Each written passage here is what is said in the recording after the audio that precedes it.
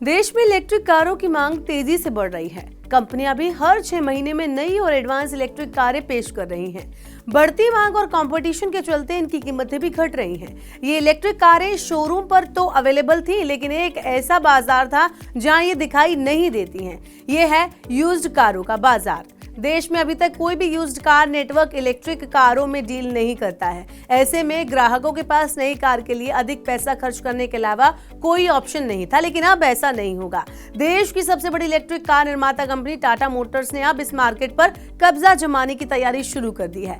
अब आपको टाटा की इलेक्ट्रिक कारें जैसे नेक्सॉन और टियागो भी सेकेंड हैंड मार्केट में दिखाई देंगी। टाटा मोटर्स ने इलेक्ट्रिक वाहनों के एक्सचेंज और रीसेल के लिए online used car company Spini के साथ करार किया है। कंपनी के मुताबिक इस पहल से उन ग्राहकों को सुविधा होगी जो अपनी मौजूदा ईवी को अपग्रेड करना चाह रहे हैं या फिर नई इलेक्ट्रिक कार खरीदने के लिए पुरानी का एक्सचेंज करना चाह रहे हैं। इससे वो अपनी पुरानी इलेक्ट्रिक कार अच्छे दामों में बेच सकेंगे। वहीं महंगे इलेक्ट्रिक वाहन न खरीद पा रहे ग्राहक भी कम कीमत पर खुद को इलेक्ट्रिक कार का मालिक बना सकते हैं। स्पिनी पर लिस्ट इलेक्ट्रिक कार पर अगर गौर करें तो मुंबई में 2021 Nexon EV XZ plus 11.61 lakh रुपए में यहाँ पर अवेलेबल है।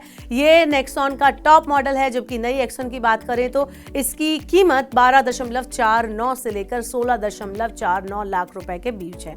यहाँ सेकेंड हैंड कार को लेकर सबसे बड़ी चिंता वाहन की कंडीशन को लेकर आती है। लोग वैसे ही पुरानी कार लेने में हिचकते हैं, वहीं इलेक्ट्रिक कारें तो वैसे भी 4 से 5 साल पहले ही आई हैं। ऐसे में लोगों के मन में से लेकर आशंकाएं भी काफी हैं। यहाँ सबसे बड़ी बात है कि यूज्ड कार इलेक्ट्रिक कार की कीमत क्या होगी।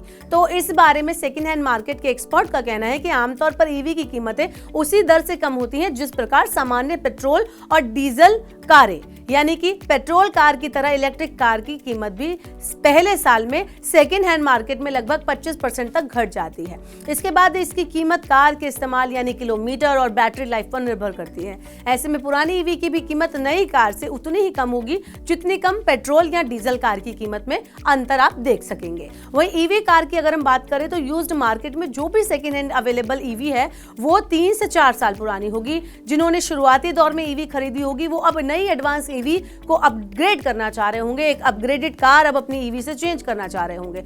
यूज्ड बाजार में आने वाली अधिकांश ईवी 2021-22 की हैं। जल्द ही बाजार में 12 से 24 महीने के बीच अपग्रेड करने वाले ग्राहक भी पहुंच सकते हैं। वहीं ग्राहकों को इन पुरानी ईवी पर भी वारंटी की फैसिलिटी मिल रही है, जिसके लिए ग्राहकों में भरोसा बढ़ सकता है। ऐसे में बहुत से ऐसे ग्राहक भी यूज्ड ईवी की तरफ आ सकते हैं जिनके पास नई कार खरीदने का बजट नहीं है। अब सबसे बड़ा सवाल है कि यूज्ड ईवी खरीदी जाए कि नहीं, तो इसके लिए वाहन से जुड़ी टेक्नोलॉजी और वारंटी पर आपको ध्यान देना होगा।